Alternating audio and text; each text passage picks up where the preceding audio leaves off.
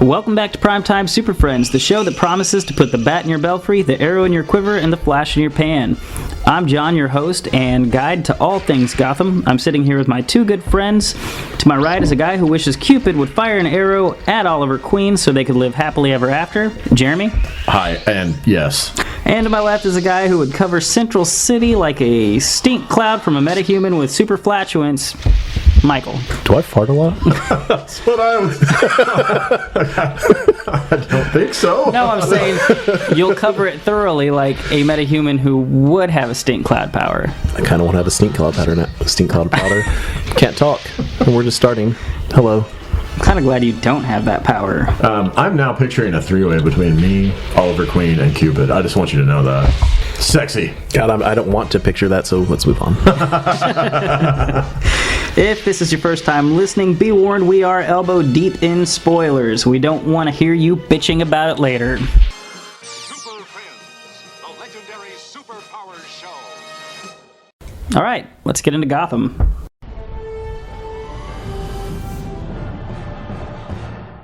All right, so this week we pick up right where we left off with Jack Gruber, the electrocutioner, if you will. After he's escaped out of Arkham Asylum, we see him basically going to get his old equipment and get back to work. We see Gordon popping back up in the police station. I thought you said twerk. Twerk? Yeah. Back to work. To work, and you said it kind of fast, and then I pictured him twerking, and now it's a whole thing in my head. That's awesome. That makes Gotham way more awesome. I know. Is it bad that my mind put automatically in Taylor Swift's Shake It Off song behind it as he's doing it? I'm just gonna shake, shake, shake, shake, shake. I shake it off, I shake it off. I never miss a beat. That made it better. Her shit's catchy, damn it. It is catchy. I'm sorry. Seriously catchy.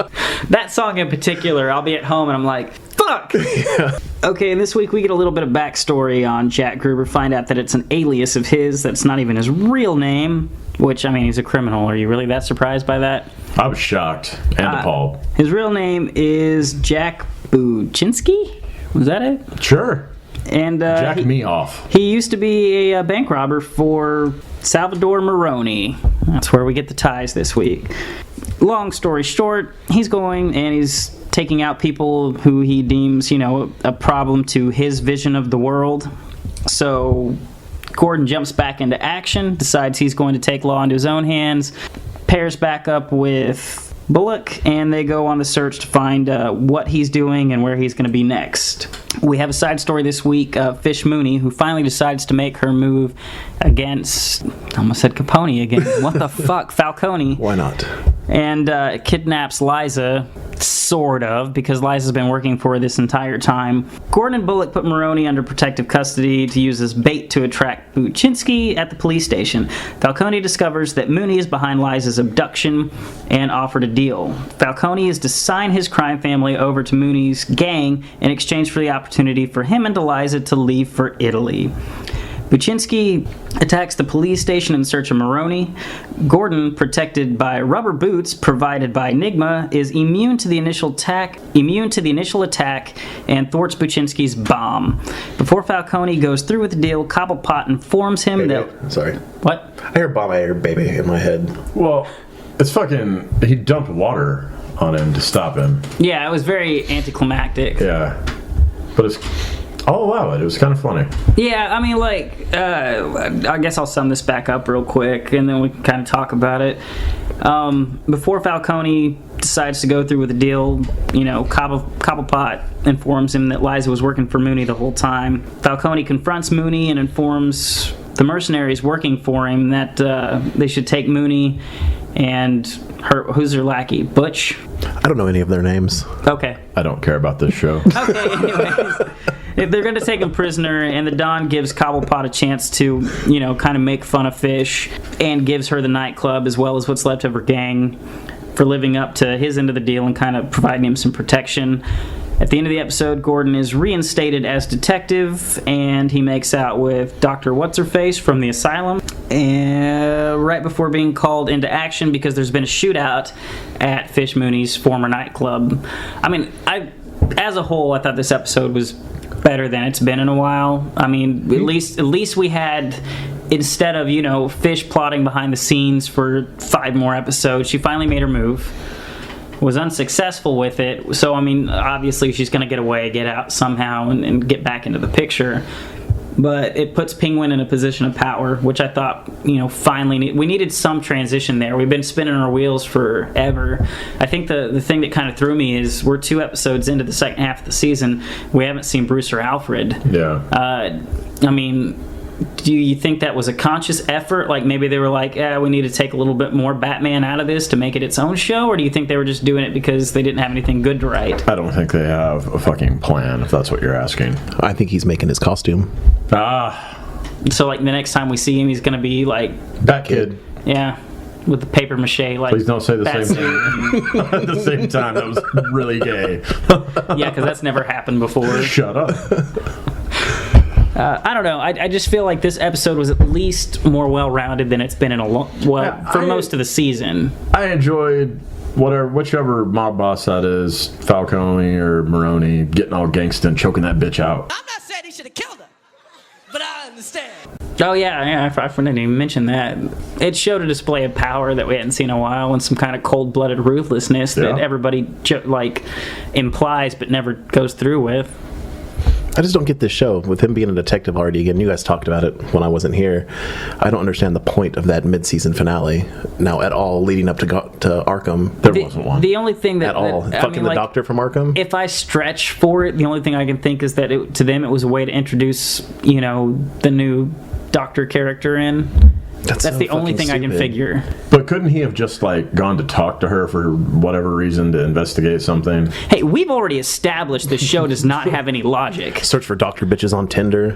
Much quicker. Tits McGee, deceased. This one from Art. Oh, there we go. Done. Are there dead bitches on Tinder? Fucking I don't know.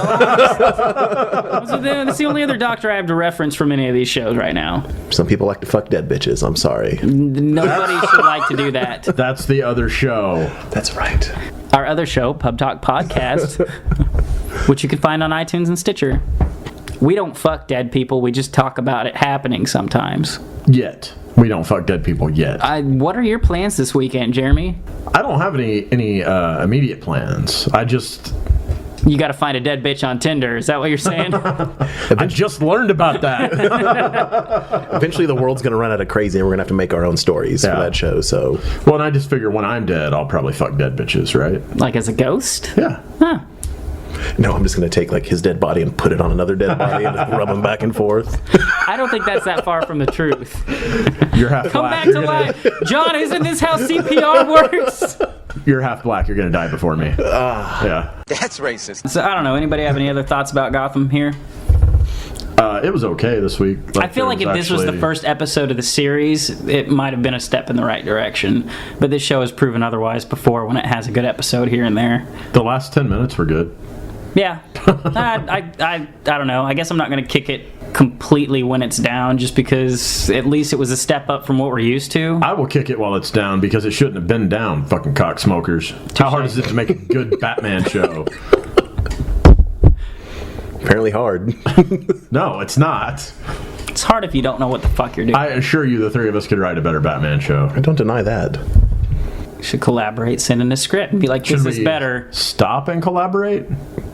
Gotta have someone to listen. Exactly. Thank you for that being in my head at 3 a.m. this morning. And Mr. Freeze would have to be the villain for that.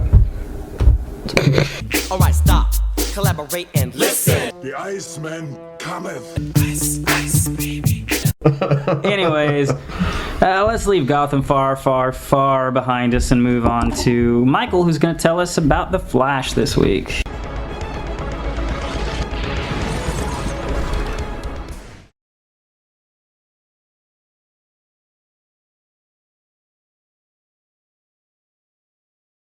All right, so this week we started with a pretty cool scene involving Barry testing out his abilities against a drone created by Cisco. Because just in case Skynet ever does really happen, the I Flash just is want ready that for it. drone to have a thong on so badly. Oh, I'm like, why would it be wearing? Because Cisco created it. Man, that took me a second to put together. Thanks to his super speed, he's able to catch a missile midair and throw it back at the drone. Pretty legit. I like the effects on that one. It seems like they're getting better with their effects too, which weren't bad at all to begin with. I was gonna say, I think from that first episode, I thought they were pretty good. They're just improving upon them, which is pretty awesome. All right, so this week we get to see a team up with Captain Cold and Heatwave. It's kind of cool because the guys playing the characters were brothers on the TV show Prison Break. I thought that was the other guy. I didn't watch the show, but I was like, looks like him. Which if you haven't seen it, the first season's awesome of Prison Break. Is it really? The rest are not because they just can't keep having to find reasons to put them back into prison Is to that break what it out was? of, essentially. Okay, because I was interested in the premise, and then I'm like, I thought they broke out, and then it shows them, yeah. They're on the run and they get wound up in like a Mexican jail or something. It's fucking stupid. But the first season, amazing. Back at Star Labs, Dr. Wells seems to be Jedi mind-fucking Barry into looking more into the Reverse Flash. Jedi mind fucking makes me think of him taking like a lightsaber and just like doing him in the ear or something. No, it's like you just wave your hand and they're like, oh. That'd be awesome. I just picture like a bunch of dudes in like a temple supposedly learning Jedi tricks, just being like, Just giving each other orgasms. oh yeah. That's gross. That is You gross. sick fuck. Yeah. The fuck. That's worse than arrows with dildos on them. I don't think that's worse than arrows with dildos on them know. because those wound up being You dipped just in got a semen. bunch of dudes off all at once. Just by waving your hands Yeah. around. No, it's dudes learning to get themselves off, not getting each other off. That's not what it sounded like. At all. You two interpret that how you will. You listen to it later. Fuck was I at? Oh, Jedi mind fucking. Yes. Yeah. Seems to be Jedi mind fucking Barry into looking more into the Reverse Flash, saying he poses the bigger threat than Captain Cold, but ultimately it's up to Barry. This appears to work though because we cut to a scene involving Barry and Joe, with Barry essentially saying, "You're not the boss of me. I do what I want, and what I want is to fuck up the Reverse Flash." What is Harrison Wells up to? Any theories on that? Well, if he's going to go comic book on us, didn't the Reverse Flash try to make like the Flash better? Yeah, one of them did. That one that we were. Yeah, that's what we were trying to come up with. That one episode. Yeah. That Zolomon or whatever. That version of the Reverse Flash. I thought a couple versions. Did a couple of them do I it? thought so, but Oh. either way, I'm wondering if maybe it's that, or if Okay. somehow he has to get to some certain point in the future to make something happen. Okay. That's kind of what I wonder. If something that he does gives Wells his abilities, so he needs him to get to the point Well, to get his abilities. Especially because that scene where he's getting chased by the drone, when it looked like he might not outrun it, he was about to stand the fuck up and Yep. save his ass. Yeah, because he started to step out of the wheelchair. Yep. That's why I like this show. It's awesome. Yeah. Back at the West House, Barry drops knowledge on Joe that he told Iris how he felt, and he kind of wants to act like nothing ever happened. And Papa Joe puts on his dad pants and reminds Barry that not saying anything to begin with is why Iris is moving in with Detective Eddie. Oh, snaps. I wish he literally had on like dad pants because it's Would be like awesome. high waisted and As long as I don't have to watch him literally put them on. No, I'm not. I just everybody knows what dad jeans are. I don't know who coined the phrase, but they're there. Cisco demonstrates his anti-popsicle shield at the police station and attempts to Don't lick that. attempts to gain the Popo's trust by demonstrating how it will help protect against Captain Cold. The test is successful, but seeing as Star Labs damn near blew up the city a year prior, Captain Singing in the Rain isn't ready to jump on board just yet. I'm gonna have to look that fucking sound clip up. Captain God Singing in the damn Rain. it. I'm like, who is Captain Singing in the Rain? Got it. At the end of the scene, we get another glimpse of Joe not trusting Dr. Wells, pretty much telling him that he's influencing Barry into being something that he isn't, such as going after the Reverse Flash, only instead of wanting to help everybody out by taking on Captain Cold as well. Back at Star Labs, we find out that Firestorm is an acronym meaning Fusion Ignition Research Experimental and blah blah blah blah sciencey stuff. I tried to keep up and write them all down, but I lost interest about 4 letters in, apparently. We find out that the doctor behind the research works at Hudson University, a dude by the name of Jason Rush, sending Caitlin on the hunt for answers about Ronnie. We cut to the airport where Captain Cold and Heatwave are doing what bad guys do, and when the cops show up, they have their popsicle shields, or anti-popsicle shields, that Cisco demonstrated earlier, making Captain Cold's gun ineffective. But thankfully, they've got a dude with a heat gun that happens to injure a couple of the cops. During this, Heatwave gets a little too intense, and Captain Cold kind of has to snap him back to reality for a bit, which leads to an argument later on. It leads to an argument later on that leads to them getting on the same page with one goal, stopping the Flash, and the way that they're going to do it, going after the Flash's team. Back at the police department, Joe tells Barry about the heat gun dude and convinces him to help out the next time they attack. Super sleuth Caitlin Snow talks to Dr. Rush about the Firestorm project and finds out that there is a cover-up going on and that the military may be behind it. As she goes to investigate further, she gets captured by Heatwave and Captain Cold. Of course, this completely shifts Barry's focus back to them. Thanks to Cisco, we find out that because of science and Ghostbusters, if Heatwave and Captain Cold cross the streams, they'll cancel each other out. That being the key to stopping them, hopefully. Captain Cold and Heatwave take over a broadcast and let the public know that the red streak is in fact real. His name is the Flash, and he has to walk quickly into an ambush or Caitlin is fucked. Or dead. Fucked and then dead. Fucked and then dead? We don't want it dead and then fucked. Were they going to double team her? Now you're talking double team! That's what's going to kill her. Cold on one end, heat I in don't the other. remember that part.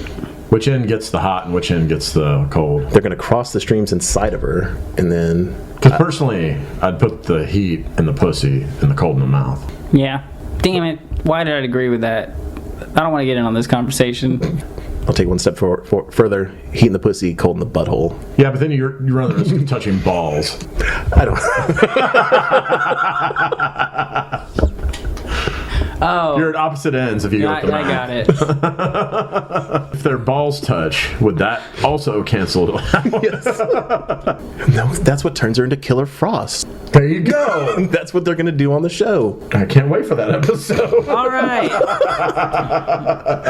Okay, so Barry shows up to the designated meeting place, showing the police that Captain Cold wasn't just talking shit, and the Flash is real, and they get to fighting. While this is going on, Cisco and Joe go to save Caitlin, damn near blow her ass up by triggering a booby trap. But Joe, using his athleticism, is able to tackle her and save her at the last minute. We cut back to Barry, trying to start the stream crossing to no avail, but is finally able to trick them into doing so, fucking them up and ending in their arrest.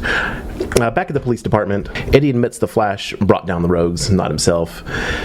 Gives their guns back to Star Labs, and Captain Singing in the Rain thanks Cisco for their help instead of being a dickbag like he was earlier.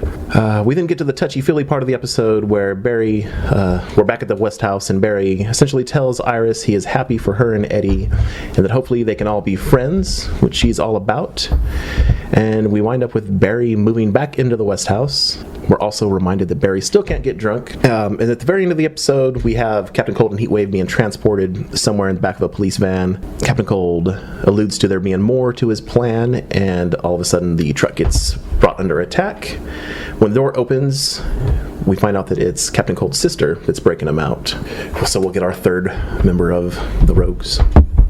I'm a little surprised that it was that kind of lacking in impact for, again, the first episode back from being off for so long. No, they'll build back to a crescendo. Yeah, I don't think the show's in any kind of danger. It's just that normally you would think that when a show comes back, you're going to get like a big moment to grip you going forward, and I didn't quite have that. Well, or expand on some of the cliffhangers from the mid-season finale, which they did a little bit with the Iris and Barry stuff, but they really didn't touch on anything else much. No, and I mean the show is, it's been a slow burn, but in a good way. I don't have any fears it'll get back to it. Not bitching, just... All right, so speeding away from Central City, we're heading to Star City, where Jeremy's gonna get all amped up.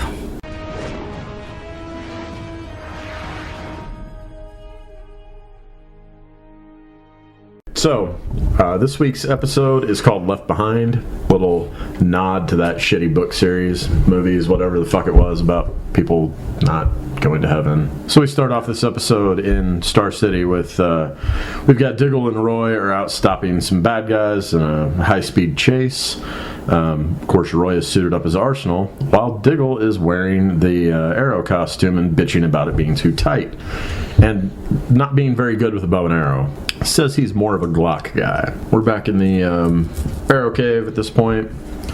It's revealed that it's been 3 days since Oliver disappeared. Another Jesus-y thing. I don't even believe in Jeebus. Oh, I didn't pick up on that. Our Hong Kong flashbacks this week are revolving around, of course, when we left off the last episode, Masayo's wife was kidnapped or killed or whatever. We don't really know what's happened, but she's missing. Oliver and Masayo want to go find her, but Amanda Waller says, no, we need to track down the second component of the Omega, which is naturally called Alpha. Apparently the Omega is harmless without it, and they need to go find it and destroy it. We also get the lady's name, the wife's name. It's Tetsu. Back in Star City, Ray Palmer is working on his suit and having some problems. Can't get the, whatever he called them, the fucking arm cannons to work correctly. So he asks Felicity for some help, which initially she agrees to do, but later in the episode she says she can't do it. Too many people are coming back dead and whatnot. Of course, Team Arrow is trying to track down Oliver, but they're not having any luck. No satellites are picking it up, anything like that. We also meet a new villain named Brick, who has broken out of prison. I like Vinnie Jones a lot, but the character came off as pretty generic. Yeah. In comparison to a lot of other casting. I did not care when he was on screen whatsoever. Back in the Arrow Cave, Diggle tells Felicity she needs to prepare for the fact that things might not have gone Oliver's way this time. Of course, Felicity doesn't. She's not believing it at this point. We get a scene with Brick and some of his henchmen back at some abandoned warehouse where we get what appears to be a recurring line of, all right, if you take me down first, you get to walk out alive. And naturally, this dude gets his ass beat. Malcolm Merlin is talking to Thea, who is pretty upset that she hasn't heard from Oliver in several days. And basically, Malcolm says, hey, I'll have some of my old friends look into it. Back in Hong Kong, Oliver and Masayo break into somewhere to destroy the Alpha. Meanwhile, Merlin breaks into the Arrow Cave. Or not meanwhile, but back in present time. Merlin breaks into the Arrow Cave and asks them if they have seen or heard from Oliver, basically finding out if he needs to go investigate or not. We check back in with Laurel, who also visits the Arrow Cave, and she learns that Oliver has disappeared. But, of course, because anyone that has or wants to fuck him doesn't believe he's dead, Laurel doesn't believe it. You didn't believe it? I didn't. Okay. We documented that on the last episode. Okay. I knew he wasn't dead. Reiterating. Merlin visits the scene of the battle, which this place must be fucking close to Star City, right? Because this all appears to be happening over the course of a day or two. I think that's what threw me. Was you would think that this is like, I don't know, in the Philippines or someplace, way across out the world there or whatever. Yeah. Yeah, and he magically appears over there without Thea even noticing that he's gone, and I don't know, it was just weird.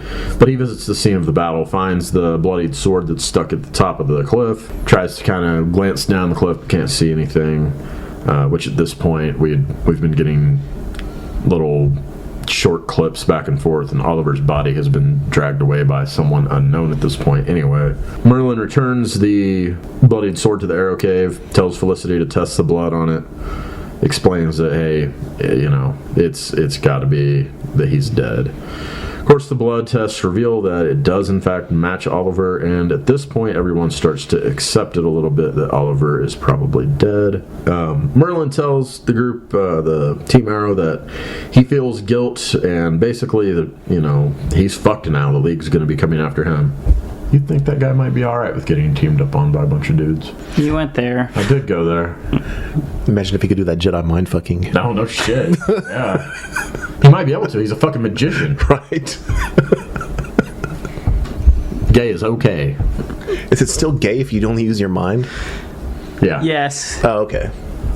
If you fuck dudes with your mind, you still like dudes. I don't think I'm taking it too far to say that. So we get some scenes where Oliver's body is being dragged to unknown places. There was one in particular that I thought was real fucking creepy, where they focus in on his dead body that's frozen stiff, and his arm is like out as if he's holding it out. And you can see the bloodied wound and everything. It's fucking gross. Yeah. Break your heart a little bit? No? No? It's just a Oliver sickle. It was weird. Get your tongue stuck on that. Where at? Oliver Dumb and Dumber. Oliver wakes up and looks down, and there you are, tongue stretched.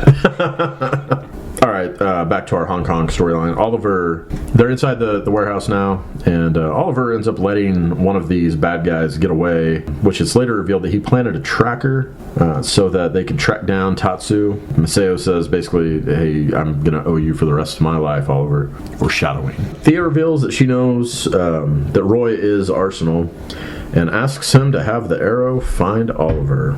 If she knows that he's Arsenal, how the fuck does she not know that Oliver is the Arrow? Stupid. She's dumb. Back in the Arrow Cave, Roy and Diggle are basically trying to come to terms with the fact that Oliver is likely dead, kind of asking each other, what's the point in even doing this anymore?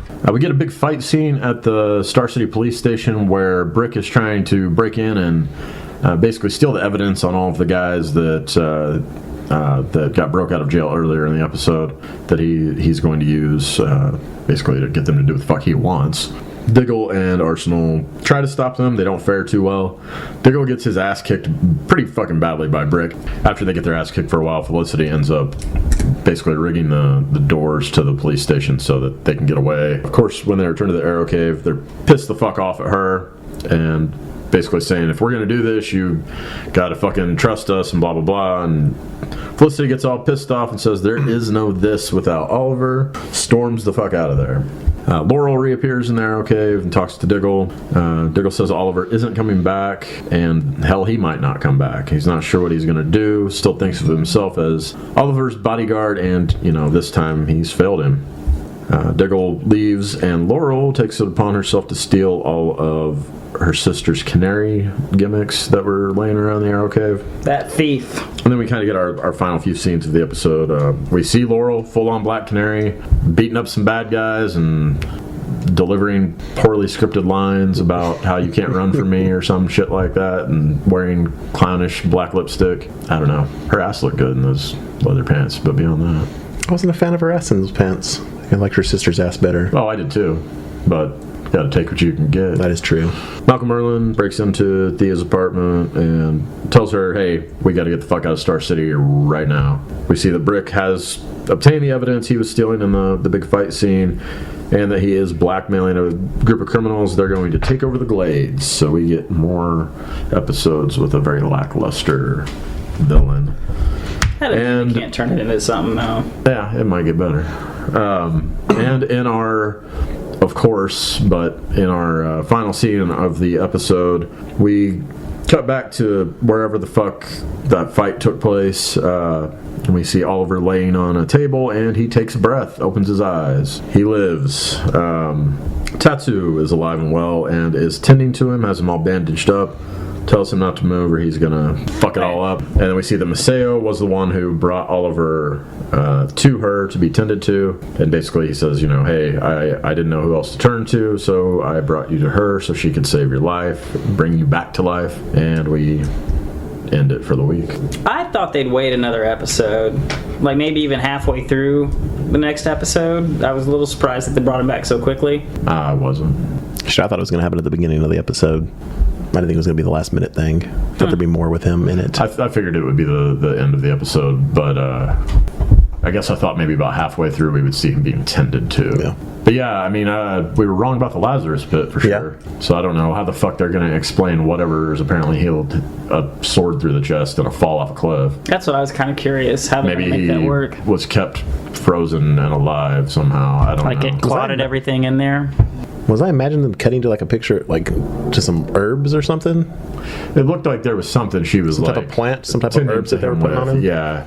I hope they don't cop out and, like, oh, this is the Lazarus plant. Lazarus plant? Yes. It's green. Stephen Amell came out on some interview I read and said that, like, his character would be coming back to life through some other means, but the Lazarus pit will come into play later in the season. Okay, cool. So don't worry about that. I don't worry too much with this show. Even when it does things I question. I mean, it's normally nothing major, and if it is, it works itself out in the end anyways. Yeah, I mean, I guess I think partially because of the villain and partially because the whole episode I'm just going, oh, everybody's all upset because he's dead. He's not fucking dead. Yeah. I didn't enjoy this one that much because I was just waiting for Just it. imagine those people out there that were like, he's really dead still. Yeah. Going into the episode. That just blows my I can't fucking imagine mind. that anybody would blows my actually think mind. he's really dead. No, though. people did. I've seen the comments on Facebook. And I bet when they started and he was and had Diggle in the outfit, he's going to be Arrow. I was right. Yeah. Yep. No, you weren't right, you fucking idiot. Right. Oh, I just feel like you'd have to be really dumb to think that. But there's a lot of really dumb people in this world. Okay, that's true. Fuckload. A lot of people Or love Gotham. people maybe that aren't comic book fans, I guess. You've got a point. Well, you don't have to be a comic book fan to know that they're not going to kill off the title character on a show midway through a season. Maybe he went full-blown diva on them. They would still wait till the end of the season to kill him. I'm just playing devil's advocate. I mean, yeah, you'd have to be fucking stupid. I'm just, I don't know. And especially because 2 weeks ago they announced they're coming back for season 4. Yeah. Oh yeah, they're going to bring it. They're going to bring the show back, and the fucking Arrow is going to be dead.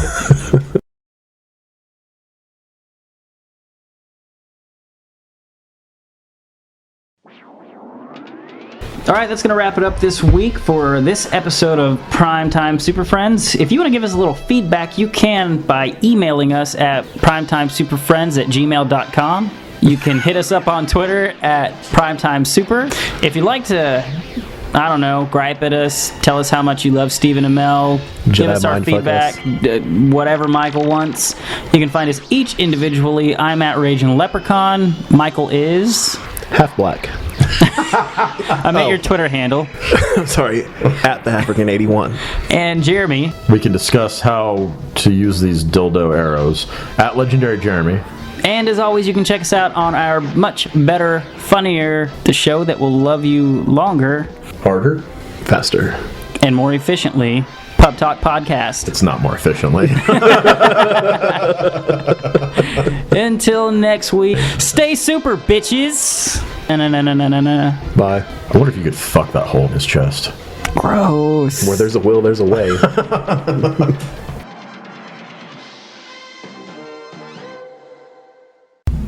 What dude are you talking about?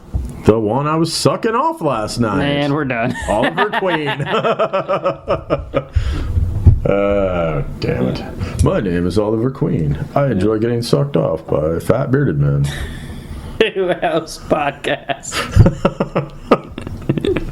You'll never guess which one it was. Just you and Kevin Smith standing in a corner smiling at each other. We're just pointing at each other like, You too?